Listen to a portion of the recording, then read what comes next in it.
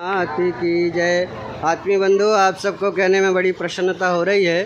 प्रतिवर्ष की भांति इस वर्ष भी हमारे आदरणीय यजमान चंदन भाई साहब के घर भगवान गणपति के देव और भव्य प्रतिमा का स्थापना का क्रम संपन्न हुआ। सभी भाई बहनों ने मिलकर पूरे उत्साह और उमंग के साथ भगवान गणपति का अर्चन पूजन किया और उनका आशीर्वाद प्राप्त किया। हमारा देश धर्म प्राण देश है। स्वामी विवेकानंद कहते हैं, यदि किसी को मोक्ष चाहना हो, पुनर्जन्म ना हो, तो उसका जन्म भारत में होना चाहिए। क्योंकि बाकी जितने भी देश दुनिया में हैं वह भोगवादी हैं।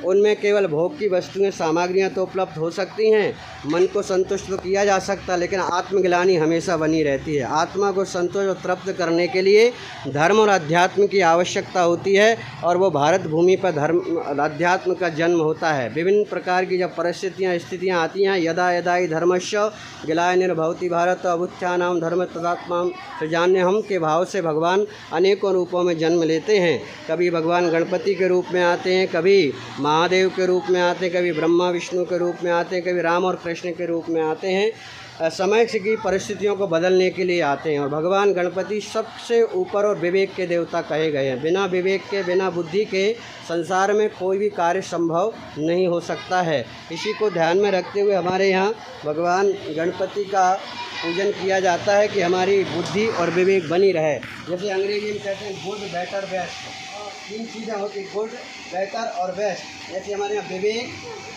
ज्ञान, ज्ञान के ऊपर विवेक और विवेक के ऊपर प्रज्ञा, रितम भरा, जिसे हम गायत्री कहते हैं। ज्ञान अच्छा भी होता है, बुरा भी होता है। किसी की जेब काटना हो, किसी के पेट में चाकू लगाना हो, ये खाली ज्ञान है। और विवेक उसे कहते हैं जिससे मेरा भी भला हो और सामने वाले का भला हो, इसे विवेक कहते हैं। और रितम भरा प्रज्ञा, वो ज्ञान जो परंपराओं में बदल जाते हैं, लोग उनको छोड़ना नहीं चाहते हैं, लेकिन उसकी ऐसी जो कुप्रथाएँ, कुपरंपराएँ जो समाज में चली आ रही हैं, उनको काटने के लिए ऐसा ज्ञान समाज में दिया जाता है। लोग बदलने के लिए मजबूर होते हैं और अपने जीवन को देवताओं जैसे बनाते हैं।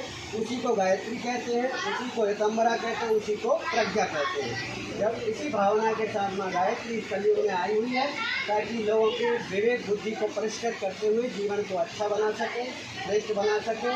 और देव पूजा का अर्थ यही है कि हम सभी देवताओं जैसे बने, देवताओं जैसे हमारे आचरण हो, देने की प्रवृत्ति हमारे अंदर हो। गीता में भगवान वासुदेव कहते हैं, जो स्वयं कमाता है स्वयं खाता वो पाप खाता है। हमारी कमाई का कुछ भाग लोक कल्याण के लिए, मनुष्यों में उत्साह उमंग के संचार के लिए ऐसे आयोजन समय समय पर करते रहना चाहिए, जिससे समाज में सत्प्रवृत्तियों का विकास होता है। इसी भावना को लेकर हमारे आदरणीय भाई का हर वर्ष प्रतिवर्ष भगवान गणेश की भव्य प्रतिमा की स्थापना करते हैं। हम सब शुभकामनाएं देते हैं, मंगल कामना देते हैं, आपका परिवार सुख शांति से भरा हुआ हो।